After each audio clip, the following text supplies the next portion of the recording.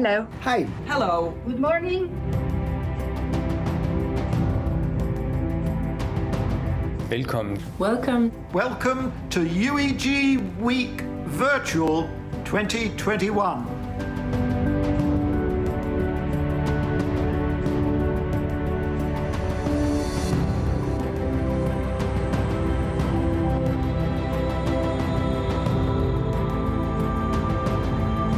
Whatever your level of expertise, you will find the best and latest updates on UEG Week Virtual. I wish you those days full of interesting, diverse and creative content. I count on your contribution and I thank you. Viel Freude, ingest the best. Ingest the best. Ingest the best. Ingest the best. Ingest the best. Keyword var ingest the best. Get ready to ingest the best. Just the best. Ingest the best.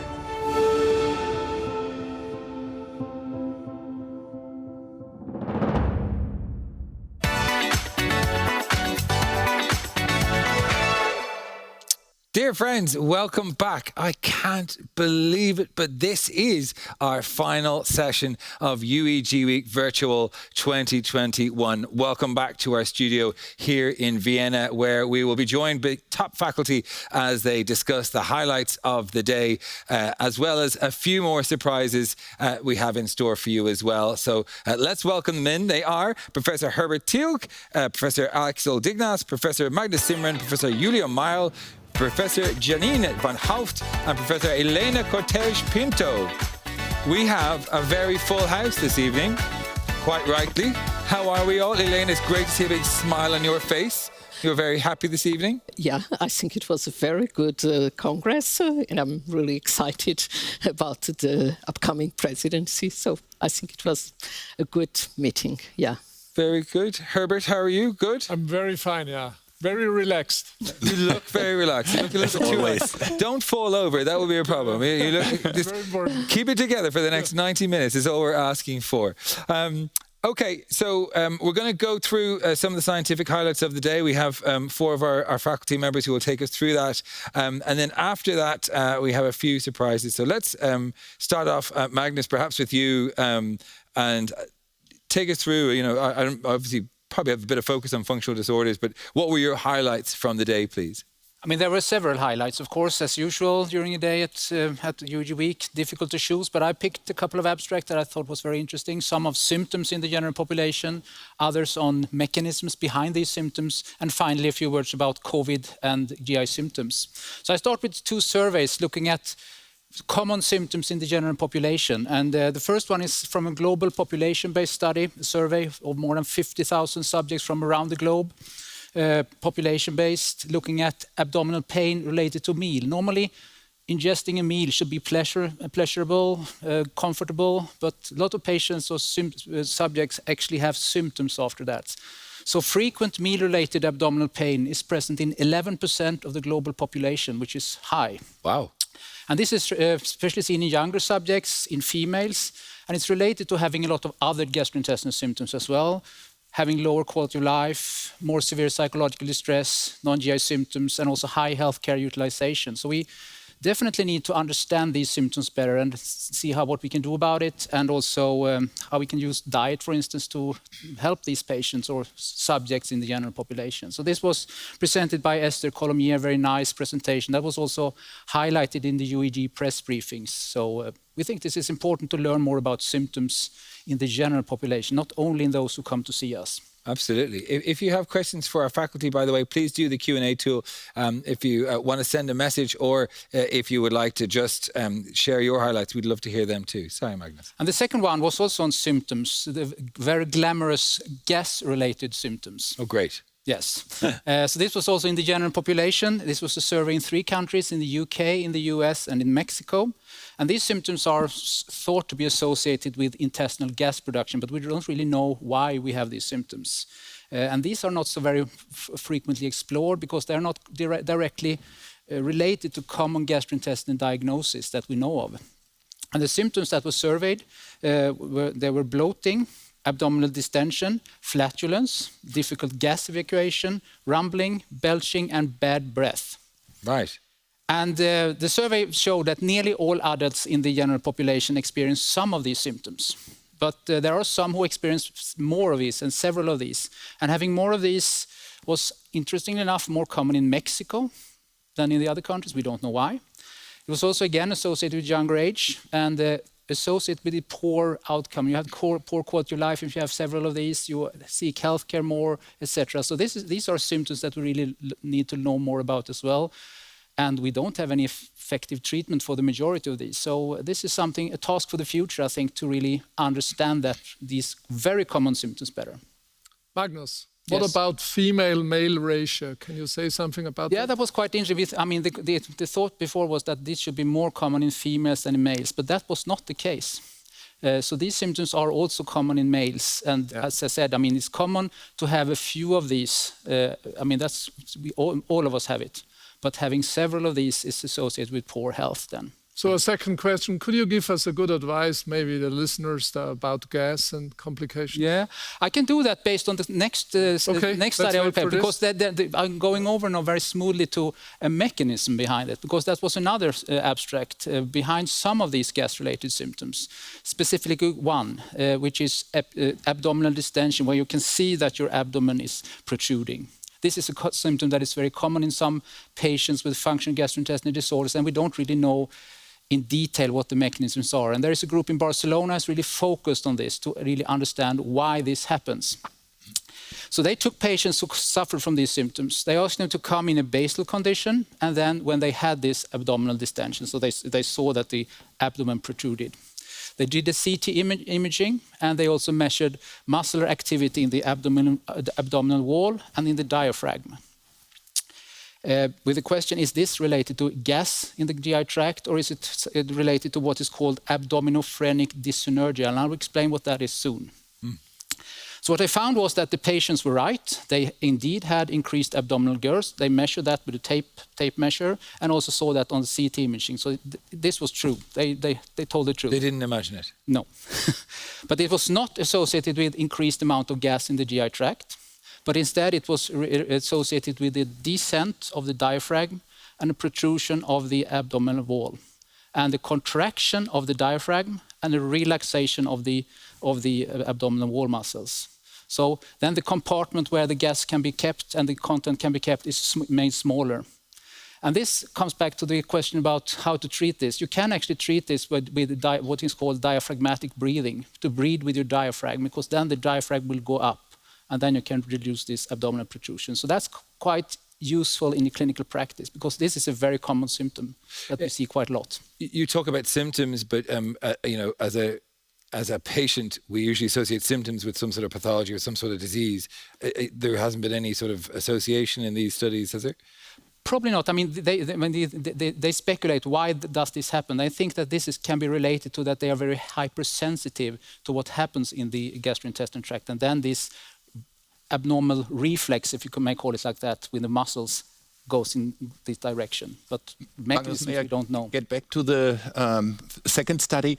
I found it quite interesting that there was a high number of patients with symptoms in Mexico, and that it was also much higher in the younger population. So is that something about food or the microbiome, genetic differences, or any explanation? When it comes to Mexico, of course, you think of beans, but I don't. I mean, that was not explored, of course. And spicy food. Can I just ask regarding gender, because that's a symptom very frequent in females. Yeah. Was there any information regarding that? You mean in the gas-related symptom? That was not related to gender in the same sense as other gastrointestinal symptoms. So this is also some symptoms that are common in males as well. Okay. So what about smoking? Because I mean, you would expect that the diaphragm would be lie deeper. Good idea, good suggestion. I don't think they studied that. Good suggestion. So Magnus, musicians are used to diaphragmatic breathing. So ask a musician in case of these complaints, and maybe you improve. So that's a very practical, good thing. Yes, definitely. Yeah. So I mean, it's easy to teach the patient how to do this. There are a lot of YouTube videos that you can use. So if I may, I can continue with another mechanistic study, because I think this is interesting, not moving from symptoms a little bit to mechanisms. There has been a lot of focus on eosinophilic esophagitis during this meeting, which is a recognized disease entity now, but it's quite new. It hasn't been around for many, many years. And now there was a large US multicentric studies looking at patients again with unexplained symptoms, functional gastrointestinal symptoms, both from the upper and lower GI tract. And they biopsied their stomach and their duodenum and looked for eosinophilic gastritis and eosinophilic duodenitis. And they found that in 45% of these subjects and in none of the healthy controls. So this is potentially something to look out for the future, whether this can actually explain symptoms that we cannot explain today. And maybe related to what we eat, maybe related to allergies, etc. So I think it was an intriguing finding. So is it a new disease?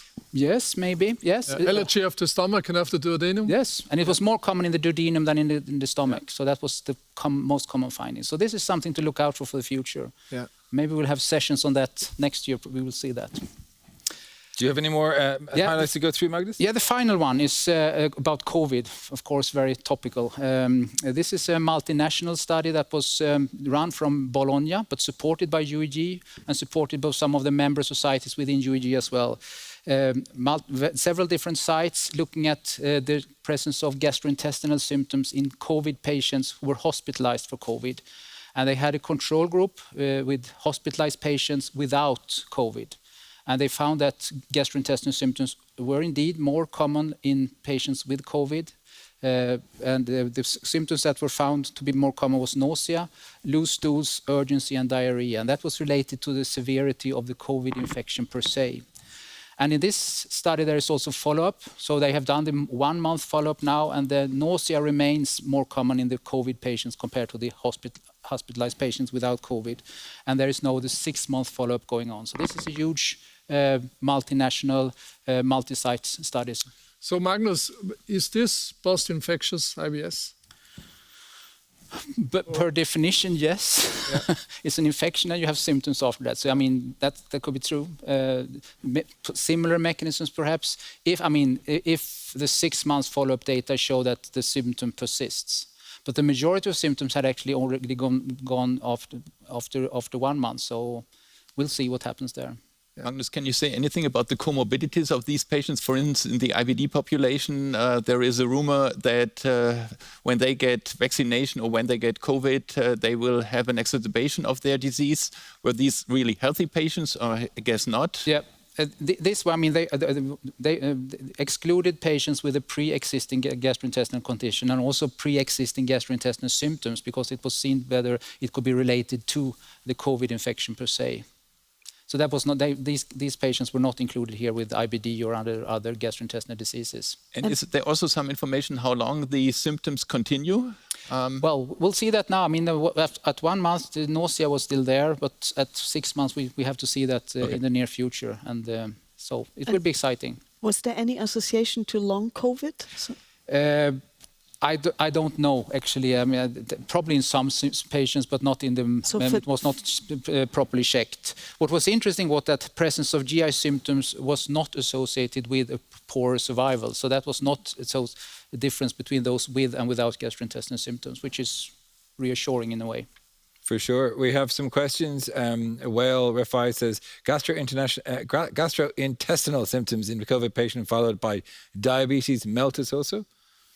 I don't think that was looked at in this trial in particular, but good suggestion, but I don't think it was covered in that study. Keep your questions coming into us, and we'll get them to our faculty as we explore the highlights of the day. If we have no more questions for Magnus, we might hear from Julia and your highlights from the day. Julia, did you have a good day? Yes, I had a perfect day. And I think my first highlight was on the management of biliary pancreatitis. And I'm now summarizing, let's be frank, 3 different talks. So there was the talk by Nicolien Schepers, by Hallandsleben, and by Marco Bruno. And what they all outlined is the continuation of the EPIC trial. So some of you might remember that in 2020, there was the publication of the EPIC 1 trial in The Lancet. highly published, very important clinically, where they studied whether in predicted severe pancreatitis without cholangitis, an early ERCP would actually ameliorate the course of the disease. Interestingly, this was a negative trial.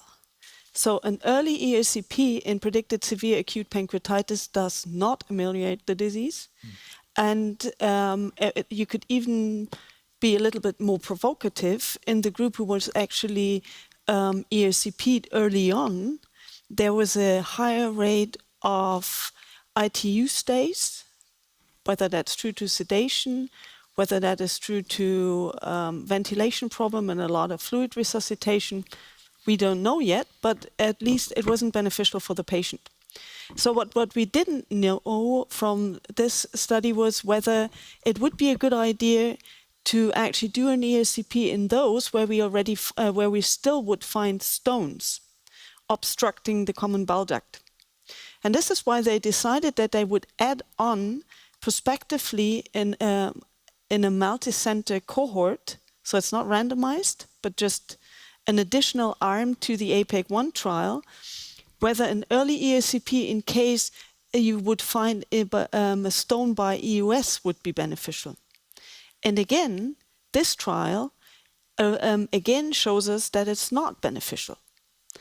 And what we learned from this is that the only indication for an early ERCP is cholangitis, neither in mild, nor in predicted severe, nor in obstructive pancreatitis, there's a need for an early ERCP. And I think that, to me, it's very important for two reasons. A, in the future, we will need to find ways to discriminate clinically between pancreatitis and cholangitis. That can be very difficult, and all of you know that. And it's a judgment call at night. Should I go in? Can I stay in my bed? So that is it's for sure a field where we have to do studies. And then secondly, it shows us again that we all suffer from clinical inertia. It's very hard for us to change a very dear practice. So early ERCP is something which we all love to do, but I guess we have to stop that, as currently we do scope too much in this situation. And so therefore, to me, that was a real highlight of UEG week 2021. So the message is ERCP does more harm in the early settings. Yes, that's what you do. Yeah. That's what you definitely but just let me ask one question. You already mentioned the most important point. What is cholangitis? What is pancreatitis? So how was it defined in the study? Usually I see my colleagues, the CRP is high, the patients have leukocytes, they may have a slight fever. Is this cholangitis? Is this due to severe pancreatitis? How was it defined in the study? Well, in the study, they actually used the Tokyo guidelines of cholangitis, and the patient who were suffering from cholangitis with regard to the Tokyo guidelines were excluded immediately, for the reason that in those it would be ethically impossible to not do an ERCP. So that group was excluded, and then. To be sure that it's biliary pancreatitis, they looked for the width of the bile duct, and they also looked for increased parameters of cholestasis, so bilirubin and also transaminases. And so it was neatly defined. In my clinical experience, if you want to distinguish between biliary pancreatitis and cholangitis, you actually have to take your history. Something we usually don't like to do because it is time-consuming. But let's be frank. If somebody is suffering from cholangitis, he will have pale stool.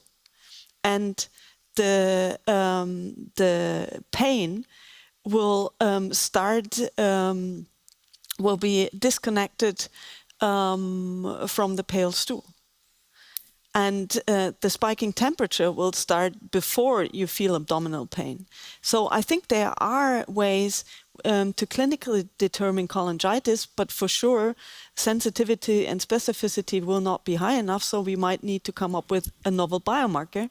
So we have an important field of research. CRP is not enough. No, CRP is definitely not enough. I have also another question. You say urgent. I think there's also always a debate. What is urgent? What's emergent? What is the time frame we're talking about? Well, in this Dutch study, the investigators did a really perfect trial. So basically, in this situation, ERCP was done within 20 hours after admission to hospital, and it was usually done at least earlier than 24 hours after the onset of pain.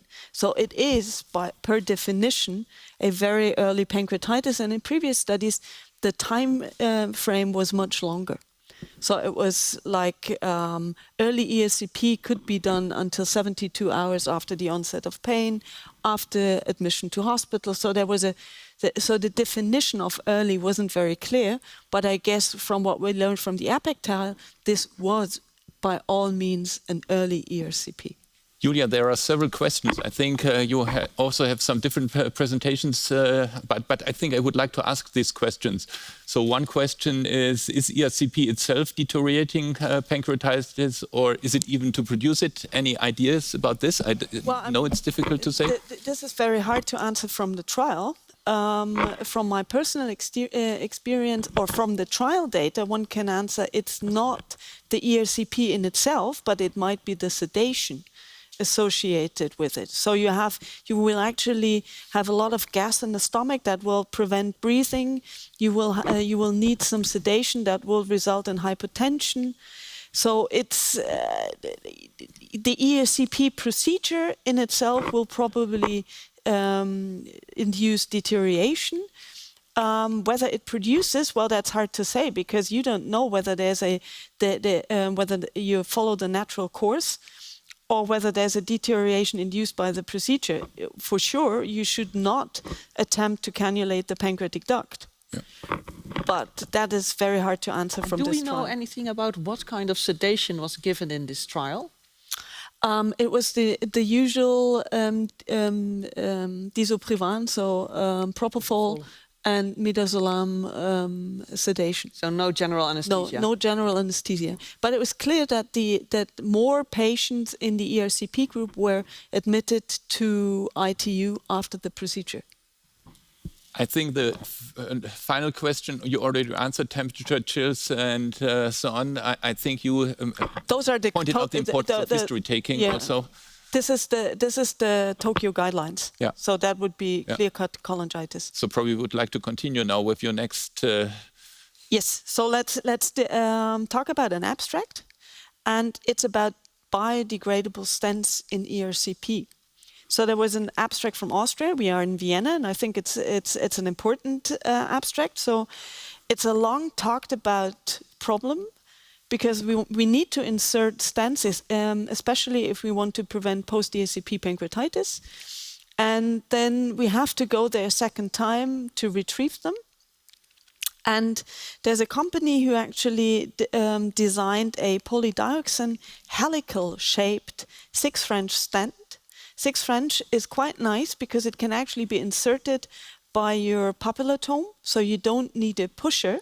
That saves you another device. And they have stents which are degraded in 6 days, so that is something you can certainly use for post-ERCP pancreatitis prophylaxis. They have one which actually lasts for 20 days and for 11 weeks. So even if you have a stricture, which you might want to dilate, in the pancreatic duct or in the bile duct, you can use multiple of them and you can leave them for nearly 3 months and you don't have to see the patient back. So the most important thing in such a situation is that they really dissolve without any residual fragments in one or the other duct, because then you again have an obstruction and that might a point of crystallization for a gallstone or a pancreatic duct stone. But it seems to be that with the polydioxane, it's a nice material which really degrades, and it now needs to be prospectively studied. So far they have recruited 58 patients. Safety was perfect, But now in a prospective trial, we will need to see that it really prevents post-EHCV pancreatitis. And I also could think that a good indication would be to use such stent if you have cleared a lot of stones from the CBD and you have a very swollen papilla, and you might fear that the patient will develop cholangitis. And so in those patients, you could just put a stent, and you don't have to see them back in your practice, and that might be helpful. So I think it's an interesting concept. Janine? May I ask you a question? As previously with biodegradable stents in the esophagus, we see quite some hyperplasia, and you say the adverse events here were fine. Is there any report about stricturing? They did, well, strictures were not described, but what they didn't do was a cholangioscopy, so that you would clearly see inside the duct. On the radiographs, you would not see strictures. But, I mean, then again, you need to wait for longer. I mean, it's the recurrence of bile duct stones if you use such a stent. But I thought it's a nice concept, and let's see whether it's going to help us in our clinical practice. Okay, we do have some questions here, but I do want to make sure that we hear from everyone's highlights, so we might get back to them if we have time. But let's hear from Janine and your highlights, please. Thanks, Julia. And to start with the highlights, I think also the live demonstrations we had was for me a highlight. A very nice cases broadcasted from the center in Prague. I really enjoyed it. And the first topic is actually linked to that. There was one of the nice demonstrations about EI in colonoscopy to detect polyps, but also the struggles you still can have with new devices to set them up. But luckily they could finally nicely demonstrate what the added value is. And to continue with EI, I think we need support. We have still issues where we cannot very well differentiate ourselves. Is this healthy tissue? Is this malignant tissue? And then I go to the biliary tract in particular, where we still have these indeterminate strictures, where we struggle a lot. Do we just take a brush? Do we go in with the cholangioscope? And even if we go in with the cholangioscope, my colleague might think something completely different than I do. We have really not a good inter-observer agreement. So I have high hopes for EI there. And I think there were two very nice studies published on that as presented. It's actually from the same center. They're both from the center in Porto.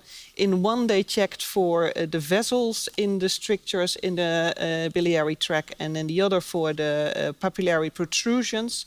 It was actually in the same data set. And the possibility of this system was very high.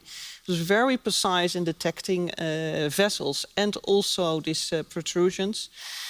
There is, I think, still an issue with EI that is very much depending how we train it. And I think there was still the drawback that we as doctors first tell, okay, this is the cat and this is the dog. And then the system later tells us, okay, this is the cat and this is the dog. And that was done here.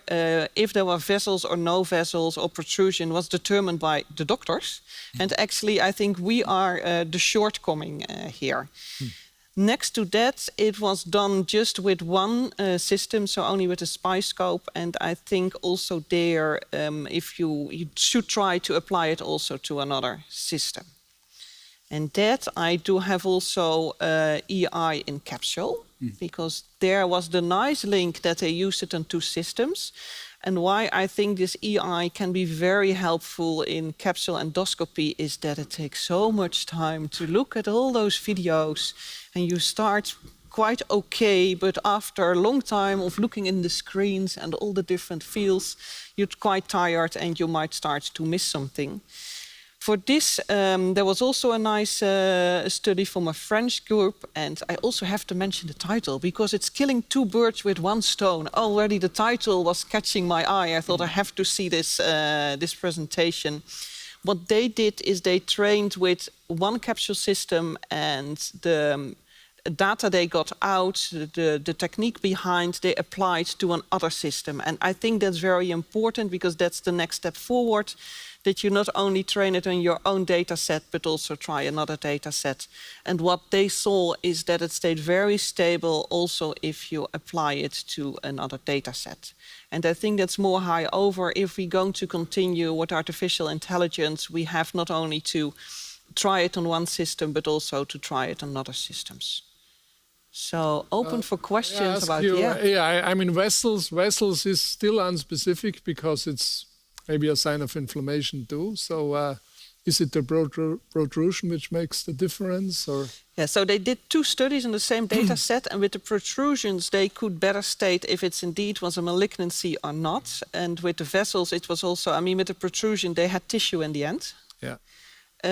But with the vessels not. And I think that's also the pitfall in which you really have to realize if you start setting up this kind of EI systems and training, and what are you looking at? You get out what you put in. Of course. Yeah. And I think sometimes we are over-enthusiastic about everything AI can do, but I think we have to stay really critical. Is this really as good as we think it is? Do you think it's a major problem that for all those training systems we usually use archived data, and if we really want to train them, we have to do prospective trials and random biopsies, and not only looking at what the doctors see and believe that it might be a pathological finding? Yeah, I think there are indeed 2 ways. First of all, tissue is the issue, so we should not confirm here what the doctors see, because the doctors say that it's a cat, but we do not know. We're not sure if it's a cat. So yes, I think tissue is very important with this regard. But also now we only train on fixed images.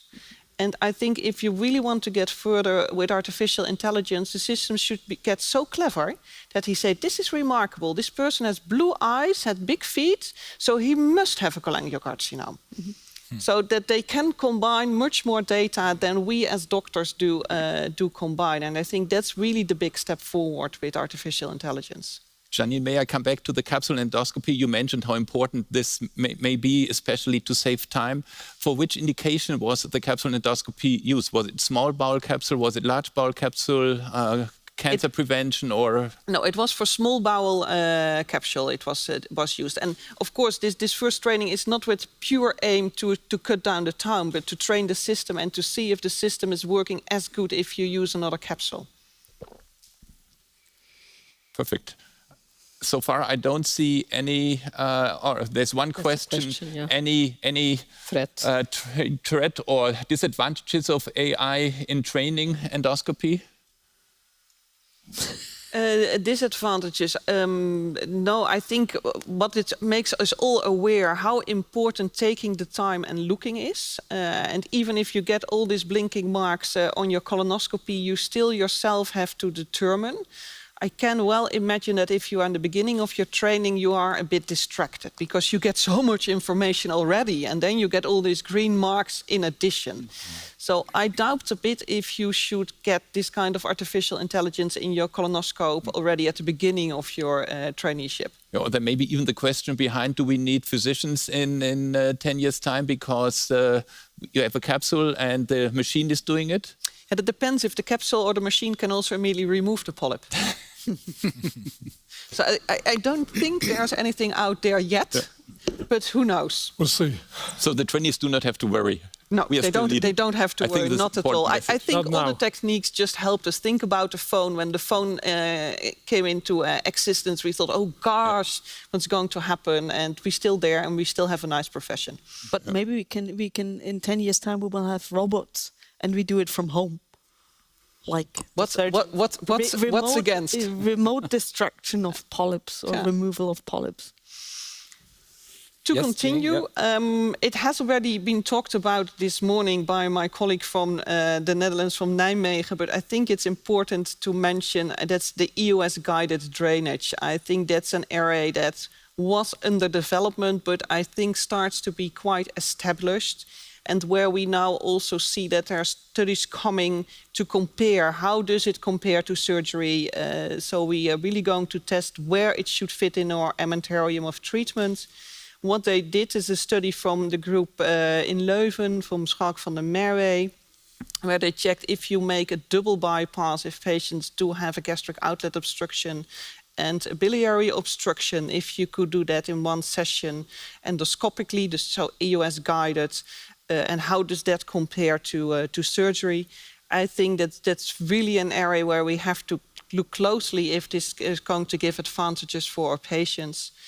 And I still have to link a bit to my previous history. There are guidelines coming out on that. So that's what I wanted to mention. There's a clinical guideline and technical guideline coming about this type of procedure soon.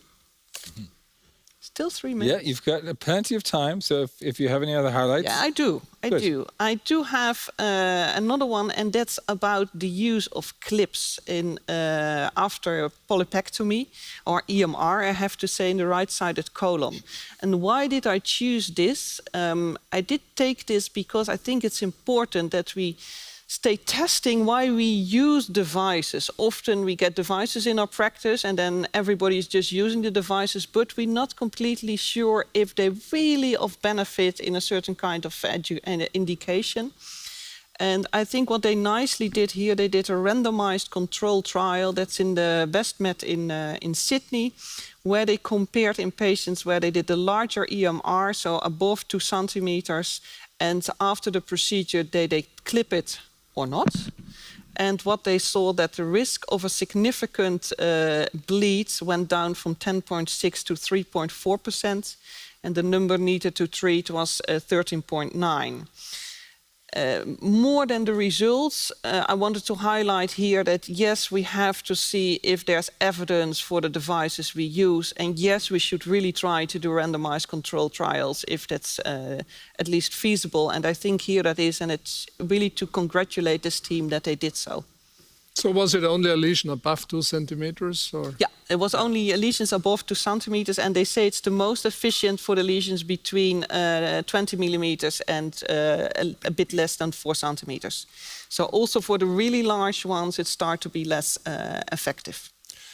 Did they also figure out how many clips you need? Because you can it completely different.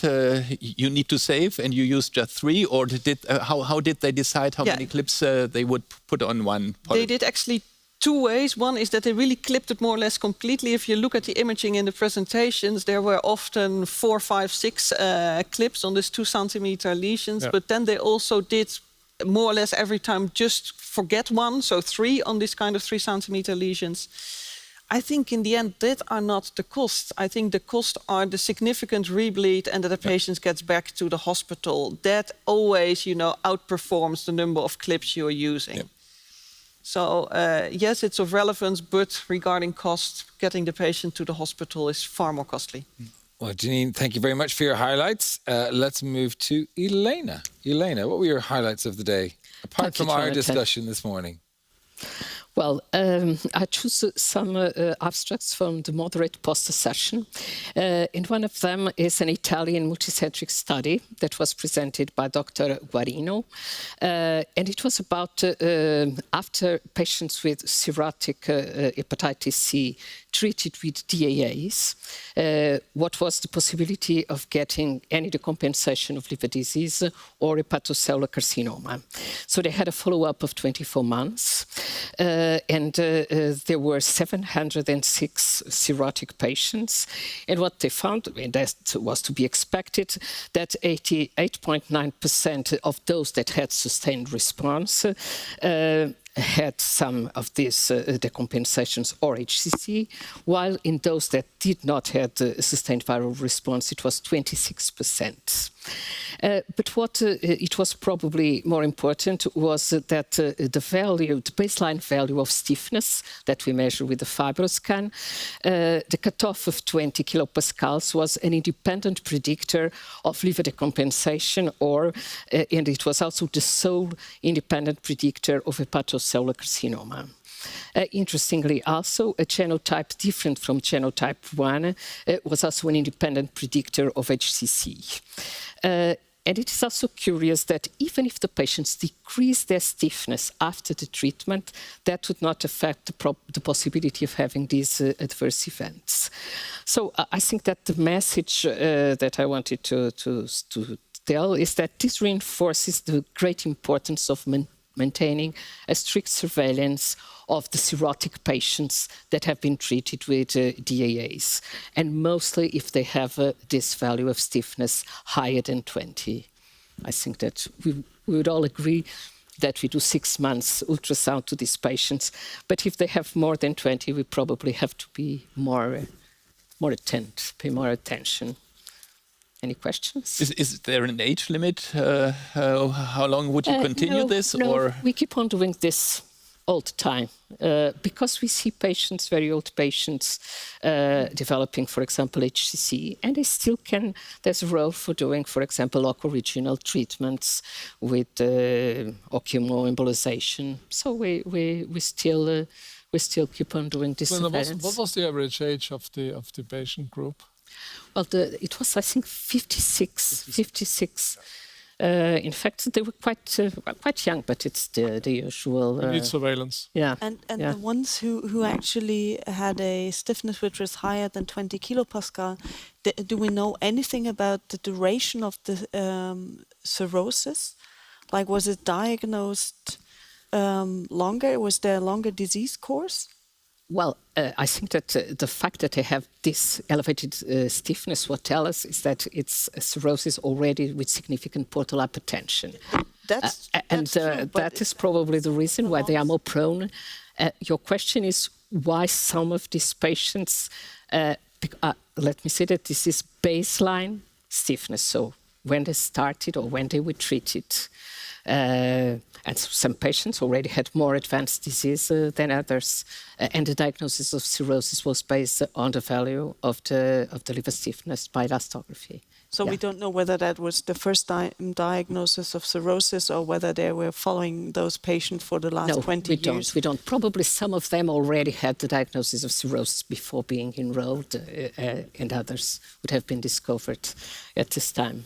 Helena, there's a question from Heiner Wedemeyer. Did the risk to develop HCC change over time, for instance, in 1 to 2 years after treatment versus longer follow-up? Well, this study only evaluated at 24 months, so 2 years. So we don't know exactly what is going to happen in the longer follow-up. This is a very important and interesting question that is not solved by this present study, but hopefully more studies will come with a longer time of follow-up. And another question, because Quang Trung Tran is asking a lot of questions, so he's very busy. Can you tell more about the HCC after eliminating HCV? Any reliable indicator for this risk? Well, we all know that, in fact, it is the severity of the previous liver disease that is one of the most important factors in the risk of developing HCC. So this study only was able to determine or to confirm this idea and use this cutoff of 20. That's a cutoff that's also used by the Baveno to define who should be, for example, submitted to endoscopy. So it's really something that tells us that's a very advanced disease, and I think that's probably the better indicator for a high risk of developing HCC. Then another study that I found very interesting is this one from the Czech Republic that was presented by Rabekova, and it evaluated what was the risk of having the genotype MZ of Serpina gene as a risk for liver cirrhosis, because we know that the homozygotes, the ZZ, in these individuals, this is really a known risk for liver cirrhosis. But what the authors did, they evaluated a large group of 1,079 consecutive liver transplant candidates and compared them with the more than 3,000 healthy controls. And they found that those that had the cirrhosis had a prevalence of this heterozygosity for the genotype of 5.1, while the healthy controls had 2.7. And this was statistically significant. But what is more interesting is that this was only the factor for the cirrhosis that were associated with either alcohol or non-alcoholic steatohepatitis. And that also, I think, was to be expected, because we know that not all patients that drink excessively or that have metabolic risk factors develop cirrhosis. So often we see that there are more than one risk factor. And it's interesting to see this kind of demonstration. And also, they were able to see that in the liver biopsies, because they had the explants of the patients, they could see alpha-1 antitrypsin aggregates with a characteristic periseptal localization on the immunohistochemistry staining. So they concluded that it's really a risk factor in patients with cirrhosis that would be either associated with alcohol or with NASH. Questions? Oh, do you have? No questions. Okay. Yeah. There was also another interesting study that was presented by Zoe Marino from Spain, and it had to do with Wilson's disease. That's a quite rare disease, and where sometimes there are difficulties in establishing the diagnosis. And so the group went on to evaluate the exchangeable COPA, the exchangeable serum COPA, and also the ratio of the exchangeable COPA with the total COPA as a non-invasive tool for Wilson's disease diagnosis. And they had a group that was not so large. I think it was 42 patients, but in this very rare disease, it's already a very good group. It's 42 patients and the control 56. And they found, in fact, a completely and very significant difference in the exchangeable COPA that was much higher. The exchangeable COPA is the COPA that is not connected with ceruloplasmin, so that can be more, let's say, free. So it came out to be a very good diagnostic tool with almost 100% specificity and sensitivity. The problem is that it was not a good tool to find out any differences regarding adherence to treatment, the phenotype of the disease, the kind of... so it's only important to establish the diagnosis, but this is something very, very important. And I remember I had cases which were very, very difficult to concretely be sure if the patient had Wilson's disease. And as this represents a treatment for life, I think the only problem is that this test is expensive and it's difficult to perform. It's not all labs that can do it. Was there an association with genetical testing with certain subtypes of disease? Well, of course, the genetic testing is done, and all these patients had been genetically tested. So this was just to see what was the sensitivity and the specificity. Yeah. Because, of course, we know we have the Leipzig criteria. We often use the Leipzig criteria to establish the diagnosis, but still there are some cases that we are not completely sure. So I found this really very, very interesting. Just Julia has one question to ask. So, I'm sorry. I mean, if you think about sensitivity and specificity and the diagnostic test, do they have a validation cohort, and is there a precise threshold, or is it just a ratio they are describing? Well, because you do the ROC analysis and then you... Well, they had the group that had the diseases, and then they had 56 individuals with non-Wilson, that did not have the disease. And the difference, in fact, there was no overlap. All patients with Wilson's disease have more than... I don't have here the figure, but it's something like 20%. It is mostly the ratio that's sensitive and specific, more than just the levels of the exchangeable COPA. And with this, the difference is so complete that they consider that it could be used, but they do not have a validation. Elena, I don't mean to interrupt. I know you have one more thing you wanted to talk about. We're running out of time, so do you want to highlight one final? It's just very briefly. It's in fact also about artificial intelligence and risk stratification for PBC. So very rapidly, they had this enormous group of about, it was an enormous group from a large PBC database from Japan, Europe, and the United States. It was 11,800 subjects. Wow. With PBC, and PBC is not a frequent disease, so no. This is something impressive. And here they had a training set and a validation group. And this is quite complicated. I saw the presentation and someone asked, can you explain this on a more easy way? And the person who was presenting, Dr. Genussi, tried to explain, but it was not easy. But finally, they were able to identify 4 clusters, 4 cluster groups of patients with very different prognosis. A group that had a very good prognosis, a group that had a very bad prognosis, and 2 intermediate groups, because they had all the data and they had the outcomes of these patients. And finally, they were also able to find that the patients that had albumin in the normal range, if the treatment with UDCA was able to increase this albumin to more than 1.2, the low level of normality, this would lead to improved transplant and survival.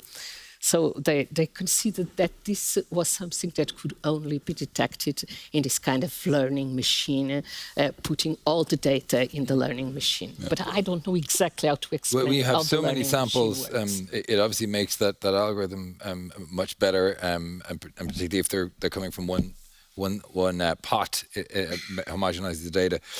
So thank you so much to our faculty for giving us the highlights of today's program at a UEG Week Virtual 2021. That officially concludes our scientific program for this year.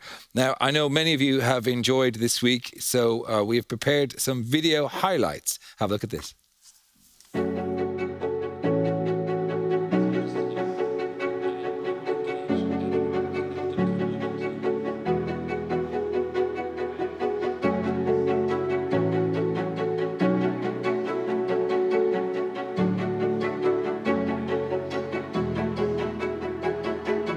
Hello and welcome to UEG Week Virtual 2021. 8,500 colleagues from 105 countries and all continents around the world have registered and will follow live in the coming 3 days.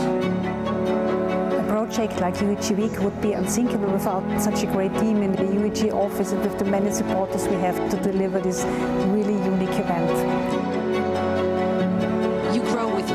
That's where I met many people that I still collaborate with today. An absolutely astonishing career. Congratulations on being UEG Week 2021's Lifetime Achievement Award winner.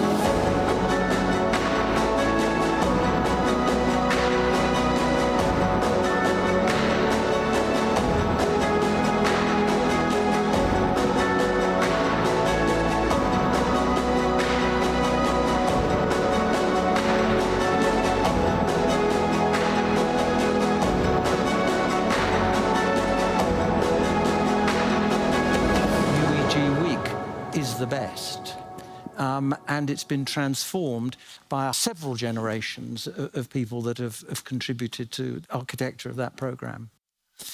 I really enjoyed that. Gosh, it gave us I mean, there's so much that's happened in the past 3 days. And I suppose, Axel, a bittersweet moment for you because this is, sadly, your last UEG week. Tell me a little bit about your presidency, and you might reflect upon that a bit. Yeah, Jonathan, I would just like to continue with Michael Farthing's last words. UEG Week is the best. I do not only think that UEG Week is the best, UEG is the best. And I'm really pleased and happy, humbled, honored to be the president of UEG. And it was for me a great time because it's not the 2 years of being president. It's a long, long way to go there. And from starting in one of the smaller committees, the Natural Societies Committee, work with all the 48 member states together is beautiful. I started to develop the quality of care task force, which was a great honor. And then being vice president and ultimately president, it's a great time. And the most important thing for me is it's all about friendship. UEG is an umbrella organization, a federation, so we are all really specialists and we are all doing something completely different. But under the umbrella of digestive health, we are grown together as one society, and it's a huge amount of networking, talking to colleagues, talking to friends, developing projects, bringing people together. And what I really like is that the diversity of the disciplines, but also the diversity of the people. We spread all over Europe and we have attendees outside of Europe. We have all genders. So it's really, really nice and great. And I think for me as a president, it was nice to see the big picture. All of us in our specialist disciplines, we look at the gut or at the liver or at the pancreas or at the endoscope, but working for UEG, you see the whole picture, you bring people together, and only with this we can succeed as one organization. I always tell, we do not have the heart or the kidney. For these societies, it's very simple, very easy. And oncology, everybody knows cancer and everything is dangerous there. But we only can succeed together, both for political reasons, for funding initiatives, and therefore I believe it's very, very important that we work together as a united European gastroenterology. So this is probably what I take out of this time, and I can just say I will ever be UEG or UEG associate and will never leave this great federation society, however you would like to call it. Well, we have some photographs, Axel, of your time at UEG at the top. I hope you enjoy reflecting on some of those. But perhaps you might tell us, what was the worst moment of your career? There are probably two worst moments. One was my first appearance in the meeting of members when I was naive and was trying to convince people to do something together, and it was not well prepared. And the other one was when we had to decide that we would cancel our UEG week last year, and when we made the decision that also this year we would not have a real week. So I will go into history as the only virtual UEG president, I guess, and I hope that nobody else will do this. But again, you should take the best out of it. And the best out of it is that this helped us to start the digital revolution. Before I started, I had a lot of ideas how we could change our education program, transform to digital education. I would like to do something for sustainability, so planning to have some meatless meetings and these type of things. Now we are doing sustainability. We had no flights, no committee meetings. Everything was done just via Zoom or other tools. And I hope it will reverse, but I also hope that we learn our lessons of the past 2 years and we continue to take some of these into the future. So this was very helpful. Is there anyone you'd like to thank for collaboration, for support, or anything over the past number of years? I really have to thank everybody, to be honest.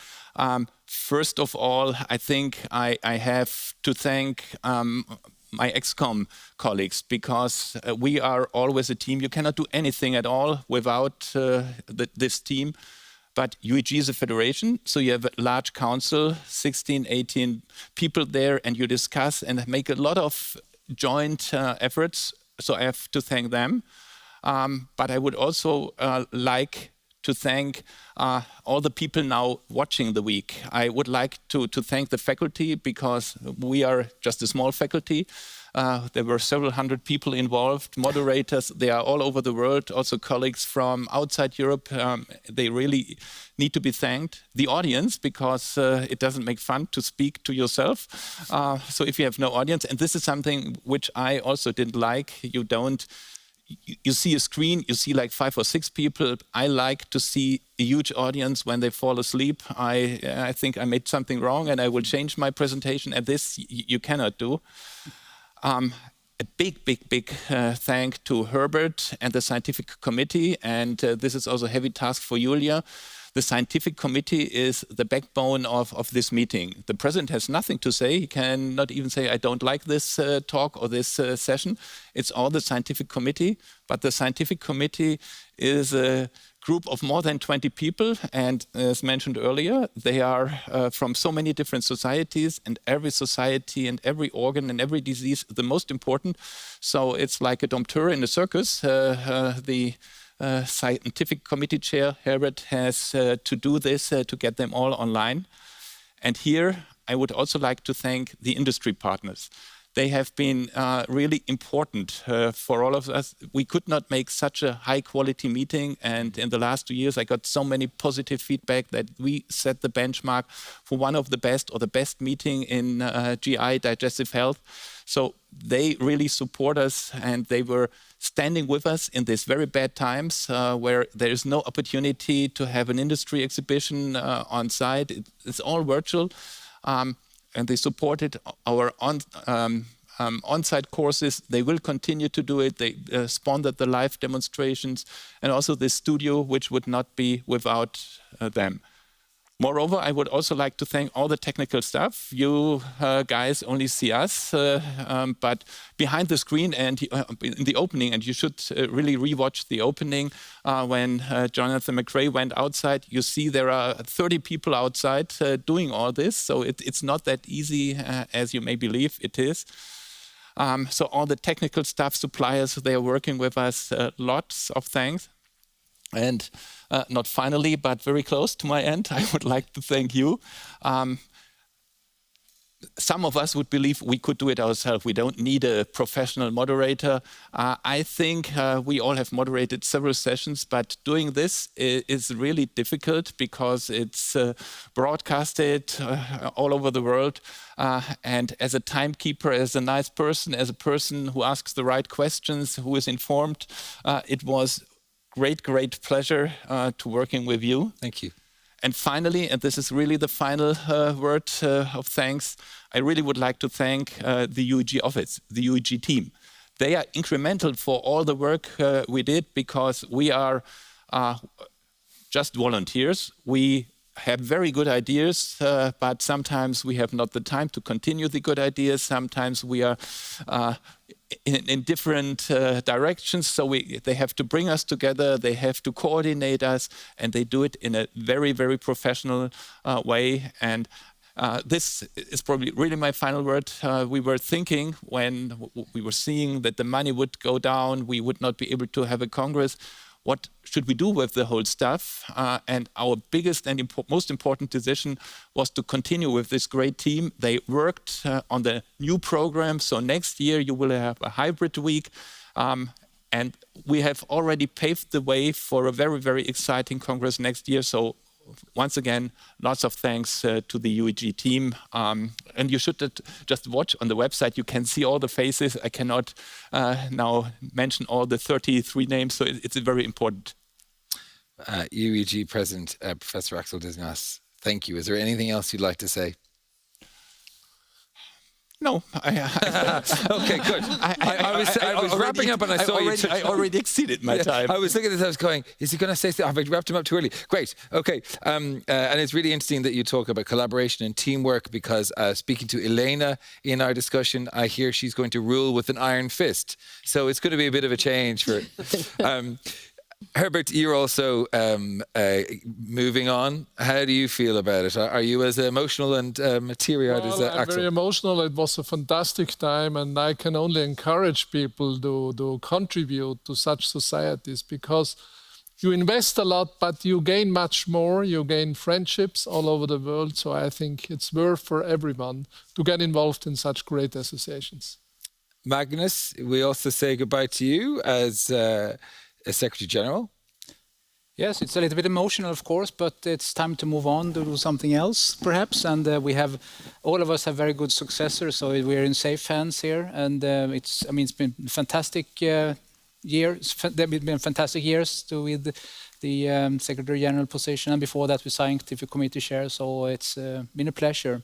Axel thanked everyone, but no one thanked Axel. And it's been fantastic to really work with Axel as a president. His inclusive leadership has been amazing. So that's made the job really easy to have such a strong and including and generous leader. So I would like to, on behalf of all of us, thank Axel as well.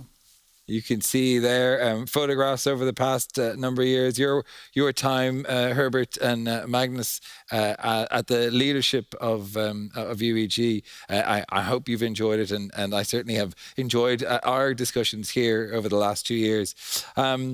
So probably I still have something to say. We do have some things to say. We have a little celebration now, and I believe we're saying a special goodbye to some of the leadership, and I suppose it is the unofficial signing in a way this evening of new leadership. Elena, we have the new president of UEG, we have the new chair of the scientific committee, and the new secretary general of UEG. So it's great to have you all here. And we have a little bit of a ceremony. So, Axel, I believe you have a gift for Elena. Yeah. You might explain it usually for us. the president is always the one who has the last word. So you should remember this. And next year it will be your turn.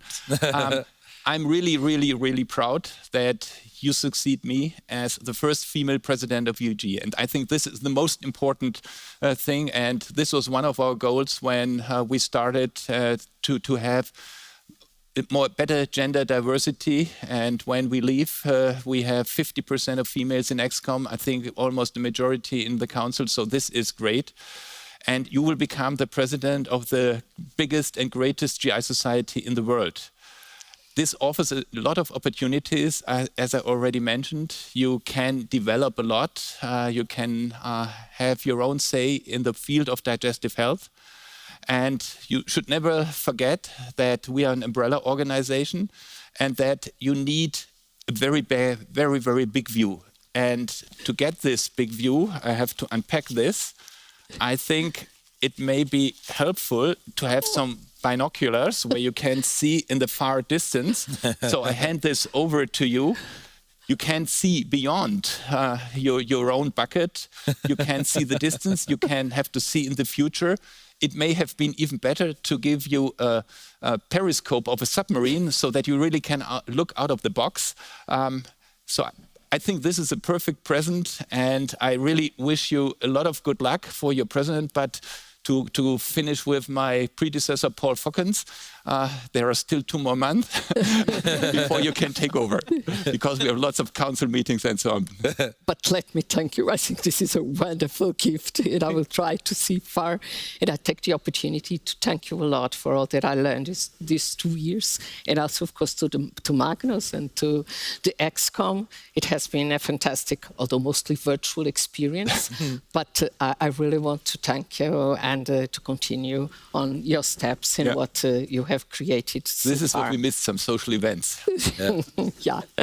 Excellent, Axel. Very well handled. Magnus, I believe you have something for Janine. Yes, I have something for Janine, and I think UEG will stay in safe hands for the future. I mean, as the Secretary General, you have an overview of where the organization is going. You steer the organization in the right direction together with ExCom. We work together as a team, but you are on top of everything a little bit. You keep track of where we're going, which direction we're going. And in order to do that, you also, of course, you need to have a good overview, but you also have to keep track of the details to see that we don't do anything wrong. And for that, you need a magnifying glass to keep track of the details. In order to be successful as a Secretary General, use this wisely. And we have heard a lot about the first female president, but we also have the first female Secretary General. So I think that's also something we should be very proud of. So I wish you all the best. And please do not hesitate to call me if you want to ask something. I have to say thanks for this magnifying glass. Yes. I think it's great. As people know me, I'm absolutely not keen on details, so I'm very happy I got this, and it's a great honor to work with you together. And definitely you will be still in the background like Axel as well. I think they cannot really completely back up yet. Big thanks for having the faith in me. Oh, great, Janine. You can keep that in your office as a reminder to keep your eyes on the detail. And then finally, Herbert, you have a gift for Julia. Julia, you are the wonderful and perfect choice for this position, and I will hand over now a great scientific committee. And Axel just mentioned you're a dompteur, and it's a big group. It's around 20 people, so they need sometimes attention and control, and we will have live meetings again. So for this, you need, and you can use this because this will help to draw attention. And also, it's a great team. It's a wonderful team. Very strong characters. So you need. It's like playing in the Champions League, and so this will help you to design the team and create and improve and develop. So Julia, all the best for your position. Show the camera so the camera can see. So that's going to be my strategic plan. I played football in my youth, so I can probably use it, and I also will be the referee. I play the game, and I'm going to be the referee. Yeah, up to championship. Thanks a lot. Well, excellently handled, by the way, gentlemen. That was very, very good. But one of the things that really strikes me is that in 2021 we are still talking about gender, and that if we look at the political universe in Europe, whether it's the leaders, or if we look at professorships in universities, while we talk a lot about it, we don't see a lot of it, and it is significant that here today we see 3 men handing over to 3 very strong leaders of UEG into the next couple of years. So I might ask you, what is your biggest goal for your term in office then, Elena? Well, first let me say that I'm very proud and very honored for this position, and I hope I will really make things happen. And I'm also very happy to have this team with Janine and Julia. So what I aim to do is mostly to increase the collaboration between our different sister societies and our national societies, but while simultaneously creating this spirit of my UEG community and my UEG associates, in order, of course, to increase and to get a better digestive health in Europe.